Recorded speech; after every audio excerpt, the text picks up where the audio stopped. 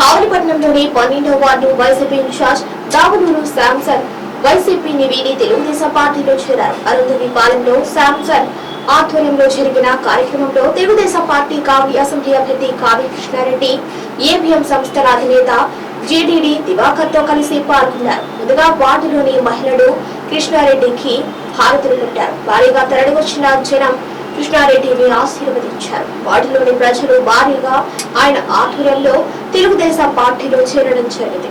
Mega రక్తదాన శిబిరాన్ని కూడా నిర్వహించారు.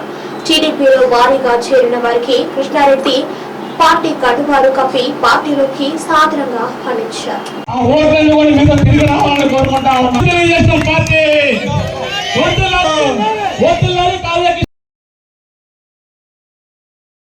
ఈనాడు మన జాతీయ పార్టీ అధ్యక్షుడు శ్రీ చంద్రబాబు నాయుడు గారు నన్ను తెలుగుదేశం అభ్యర్థిగా కావలికి నియమించడం జరిగింది. జనసేన అధ్యక్షుడు శ్రీ పవన్ కళ్యాణ్ గారు నన్ను కావలి ఉమ్మడి అభ్యర్థిగా అంగీకరించడం జరిగింది. వారిద్దరు సూచనల మేరకు, వారిద్దరు ఆలోచనల మేరకు ఈరోజు నేను కావలిలో తెలుగుదేశం అభ్యర్థిగా పోటీ చేస్తున్నాను. మొట్టమొదట మాతమ్మ బిడ్డలైన మిమ్మల్ని అందరినీ కూడా ఆశీర్వాదం తీసుకోవడం కొరకు మీ ఆశీర్వాదం కోసం మీ ముందుకు వచ్చాను. దయించి నాకు ఆశీర్వదించి రాబోయే ఎన్నికల్లో నాకు అత్యఖండమైనటువంటి మెజార్టీని ఇస్తారని మొట్టమొదటి నేను కాన్వాస్ సాల్వ్ చేసేది ఈ అరుంధతి వాడని కూడా ఈ సందర్భంగా తెలియజేస్తున్నా. ఇప్పటి వరకు కూడా నాకు ప్రకటించినప్పటికీ కూడా మొన్నటి రోజున పాతూరులో ఇంటికి పోయి టీ తాగొచ్చాను.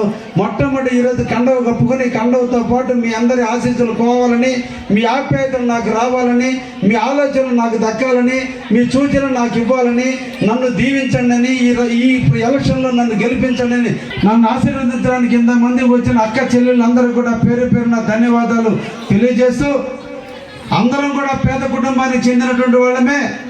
మేము వ్యాపారాలు చేసి డబ్బు సంపాదించిన నేను కూడా ఇటువంటి కుటుంబాల్లోనే పుట్టి ఇలాగే పెరిగి ఇలాగే ఎదిగి ఈరోజు ఒక ఉన్నత స్థాయికి వచ్చినప్పటికీ కూడా నాకు పేదరికం తెలుసు, పేదవాళ్ళ కష్టాలు తెలుసు, పేదవాళ్ళ నష్టాలు తెలుసు, పేదల యొక్క బాధలు తెలుసు, పేదలు పడే ఇబ్బందులు కూడా తెలుసు. ఆరోగ్యం సక్రమంగా లేకపోయినా కూడా ఒక్కరోజు కూడా పనులు చేసుకోకపోతే జీవనోపాధి లేనటువంటి కుటుంబాల్లో పుట్టిన మన అందరం కూడా ఒక మంచి ప్రభుత్వాన్ని ఎన్నుకుంటే, ఆ మంచి ప్రభుత్వం మనం పరిపాలిస్తే ఆ ప్రభుత్వం ఇచ్చేటువంటి ఆశలతో మనం ఎదగడానికి అవకాశం ఉంటుంది. కాబట్టి నేను ఈరోజు కూడా వైఎస్ఆర్సీపీకి రాజీనామా చేసి తెలుగుదేశంలోకి వచ్చి ఈరోజు తెలుగుదేశం అభ్యర్థిగా ఉండబోతున్నాను. అంటే ఈ ప్రభుత్వం ఎంత చెడ్డదో దయించి మీరు ఆలోచించండి. నేను ఒకరిని తిట్టడానికి రాలేదు, కానీ నేనంటూ కావలిలో గెలిస్తే నేను తప్పకుండా ప్రతి పేదవాడి కోసం, ప్రతి పేద కుటుంబం కోసం తప్పకుండా కష్టపడతానని, పేదల జీవితాల్లో వెలుగులు నింపేదానికి ప్రయత్నం చేస్తానని, ఎక్కడ పేదవాళ్ళు ఆనందంగా ఉంటారో ఆ ప్రాంతం అభివృద్ధి చెందుతుందని, ఆ విధంగా పేదవాళ్ళని హక్కును చేర్చుకునే దాంట్లో మాకు కావ్య కృష్ణారెడ్డి ఉన్నాడు అని నమ్మకాన్ని మటుకు తప్పకుండా మీకు ఇస్తానని కూడా ఈ సందర్భంగా మీకు తెలియజేస్తున్నా. దయించి మహిళమ్మలు అందరూ కూడా ఒక్కసారి ఆలోచించండి. మన ఇంట్లో మనం తిండి తింటున్నాం, మనం కష్టపడుతున్నాం, మనం సంపాదించుకుంటున్నాం, కానీ ఈరోజు వాలంటీర్లు మన మీద కాపలా పెట్టి నిరంతరం మనల్ని అనుమానిస్తున్నటువంటి ప్రభుత్వం మనకు అవసరమా అని ఈ సందర్భంగా మిమ్మల్ని అందరినీ కూడా అడుగుతున్నా. అంతకుముందు పెన్షన్ రాలేదా? అంతకుముందు పొదుపు గ్రూపుల్లో లోన్లు రాలేదా? అంతకుముందు మన బిడ్డలకు ఫీజు రీయింబర్స్మెంట్ రాలేదా? కొత్తగా ఏం చెప్పారు ఈ ప్రభుత్వం? ఏమి చేసింది ఈ ప్రభుత్వం? కరెక్ట్ సక్రమంగా లైట్లు వెలుగుతున్నాయా? సక్రమంగా డ్రైన్లు క్లీన్ చేస్తున్నారా? సక్రమంగా నీళ్లు వస్తున్నాయా? ఏం చేస్తుంది ఈ ప్రభుత్వం? గత ప్రభుత్వం తెలుగుదేశం పార్టీలోనే ఏదన్నా అభివృద్ధి జరిగిందంటే మీ ఇళ్లలో ఉండే గ్యాస్ కనెక్షన్ చంద్రబాబు ఇచ్చినాయి. 100కి 100 రూపాయలు చంద్రబాబు ఇచ్చిన గ్యాస్ కనెక్షన్లే. ఏదైనా పని జరిగిందంటే అది ఒక చంద్రబాబు నాయుడు గారే. ముఖ్యంగా మాదిగలకు రిజర్వేషన్ కల్పించాడంటే అది ఒక చంద్రబాబు నాయుడు గారే. మాదిగ పిల్లల జీవితాల్లో ఉద్యోగ కల్పన రావాలని రిజర్వేషన్ కల్పించినటువంటి వ్యక్తి చంద్రబాబు నాయుడు గారు. అదేవిధంగా మీ మాదిగ కులాల చర్మకారులు అందరూ కూడా డప్పు వాయిద్యాలకు అందరూ కూడా పెన్షన్లు తీసుకొచ్చిన వ్యక్తి కూడా శ్రీ నారా చంద్రబాబు నాయుడు అనే విషయాన్ని కూడా మీరందరూ కూడా గుర్తుపెట్టుకోమని ఈ సందర్భంగా మీకు తెలియజేస్తున్నా. ఏదన్నా మన కులానికి సంబంధించి, మన కులాలకు వృత్తులకు సంబంధించి చెప్పులు కుట్టే వృత్తిలో ఉన్నా, లేదా డప్పులు వాయించే వృత్తిలో ఉన్నా, లేదంటే ఇంకేదైనా కార్యక్రమాలు చేస్తున్నా ప్రతి ఒక్కరికి చిన్న వయసులోనే పెన్షన్ తీసుకొచ్చిన, పథకాలను తీసుకొచ్చినటువంటి వ్యక్తి నారా చంద్రబాబు నాయుడు గారు. కాబట్టి మిమ్మల్ని అందరినీ కూడా కోరుకుంటున్నా, ఒక్క అవకాశం ఉన్నందుకు ఒక అవకాశం ఇచ్చాము. మన జీవితాలను ఈరోజు ఇప్పటి వరకు ఒక కాలనీ కట్టుకోవాలా, మా సోదరుడు చూస్తే ఎవరిది ఇల్లు అని అడిగా, ఎవరిదే కదా నీ నాయకుడు ఇప్పుడు ప్లాస్టింగ్ చేయలేదంటే ఆయన ఇసుక లేక ప్లాస్టింగ్ చేయలేదంట. అంటే దరిద్రమైన స్థితిలో ఈరోజు రాష్ట్రాన్ని తీసుకొచ్చినటువంటి జగన్మోహన్ రెడ్డి తరిమి కొట్టాల్సినటువంటి అవసరం ఉంది. నేను మీ అందరికి కూడా చెప్తున్నా, మనది పేద ప్రాంతం, వ్యవసాయం తప్ప ఇక్కడ ఎటువంటి ఇండస్ట్రీస్ లేవు. ఇక్కడ వ్యవసాయం చేసుకుంటే తప్ప మన జీవితాల్లో సుఖం లేదు.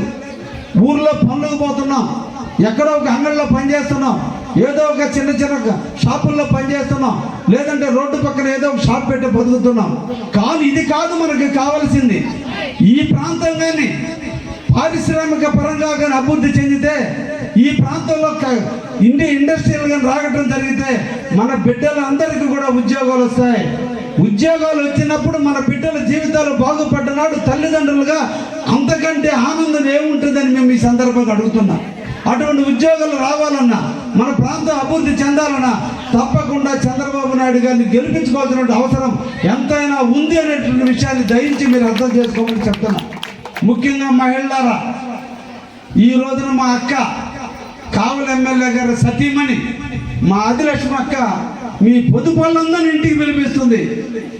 మీరు మా ఇంటికి రాకపోతే మీ పొదుపు గ్రూపులకు డబ్బులు రావుంటుంది. అందరినీ మీ ఆర్పీలు ఇళ్ళకి పిలిపిస్తుంది. ఎందుకు వచ్చింది ఇంత ప్రేమ అని అడిగితే, ఎలక్షన్లు వచ్చినాయి, 2 సార్లు ఓట్లు వేయించినారు, 3ఓసారి ఓడిస్తారేమో అని భయంతో ఇప్పుడు సారీలు పెడుతున్నారు, చీరలు పెడుతున్నారు, అన్ని మభ్య పెడుతున్నారు. అంటే ఇప్పుడు వచ్చిందా గుర్తు? కావ్య కృష్ణారెడ్డి అనే వ్యక్తి తెలుగుదేశం అభ్యర్థిగా వచ్చిన తర్వాతనే మీ అందరికీ కూడా అక్కడ గుర్తింపు వచ్చిందని కూడా గుర్తు పెట్టుకొని అక్కడ సారి తీసుకోండి, ఇక్కడ నాకు ఓటేయండి అని కూడా ఈ సందర్భంగా మీకు తెలియజేస్తున్నా. పేదవాళ్ళే చెప్పండి, ఎవడు కూడా చెప్పే పరిస్థితిలో లేడు. ఈరోజు మరణాలు ఎలాగ జరుగుతున్నాయంటే, అంతకు ముందు మన బాబు చంద్రబాబు ఉన్నప్పుడు లిక్కరు కొన్ని పేర్లు ఉన్నాయి, మీకు తెలియకపోవచ్చు. తాగే మా జెంట్స్ తెలుసు, మా కూడా తెలుసు, కొంతమంది వాళ్ళకు కూడా తెలుసు. ఎవరి సంగతి కదా, ఏడోడి సంగతి చెప్తుంది. అయితే ఆ బ్రాండ్ లేదాడ అంతా, ఆ బ్రాండ్ నాకు కూడా తెలియదు. ముందు మా చెప్పరా కొన్ని బ్రాండ్ అన్ని బ్రాండ్ లేదంట, అసలు ఆ బ్రాండ్ తెలీదు. అది తాగిన వాళ్ళ బిడ్డలు, వాళ్ళ కుటుంబాలు రోడ్డును పడిపోయిన సందర్భాలు లక్షల్లో ఉన్నాయి. ఈరోజు చెప్తున్నా, ఈ జగన్ ప్రభుత్వం దొంగ ప్రభుత్వం. అందుకనే నేను ఆ ప్రభుత్వంలో ఉండకుండా వచ్చేసే తిరిగి నా పొద్దున పిలిచింది. ఎంతమంది మరణాలు వద్దు, ఈ ప్రభుత్వం దొంగ ప్రభుత్వం.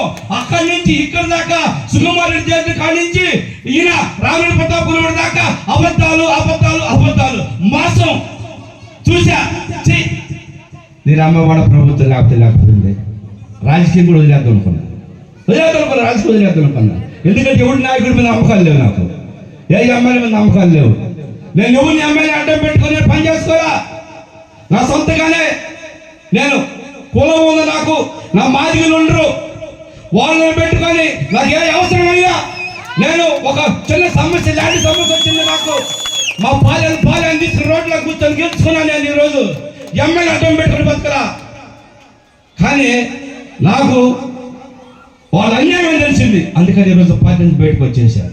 అసలు పార్టీలో వద్దు, రాజకీయం వద్దు అనుకున్న సందర్భాలు ఇవి. అయితే 20 సంవత్సరాల నుంచి తెలుసు నాకు కావ్య కృష్ణారెడ్డి, 20 సంవత్సరాలు తెలుసు కావ్యన్న. అప్పటి నుంచి ఆయన మనసుతో నాకు తెలుసు. కరెక్ట్గా ఉంటాడు మాట మీద. మాట చెబితే వాళ్ళ బిడ్డలే మనకు వద్దది మడలు. మాట చెబితే తగ్గేదయ్యా. అది కావ్యాలంటే అది ఆయన రూటు 1 వే, డబుల్ వేరే ఉండదు. 2 రకాల నాలుకలు లేవు, 2 పడవలు లేవు, 1 వే. ఈరోజు అన్నకాడ ఎంతమంది కార్మికులు పనిచేస్తున్నారు, కావ్యకృష్ణ కాడ చాలా మంది పనిచేస్తున్నారు. కానీ ఆడిపోయి చూస్తే మా గత ఎమ్మెల్యే రామలతో ఆయన కాడి పెడితే పోయి చూస్తే అన్ని మోసాలు ఒక్కడు కూడా ఉన్నాడు. వస్తా తిట్టుకుంటూ అదనక్కలు తిట్టుకుంటూ వస్తున్నాడు. తిట్టబాకరా ఎక్కడంటారు.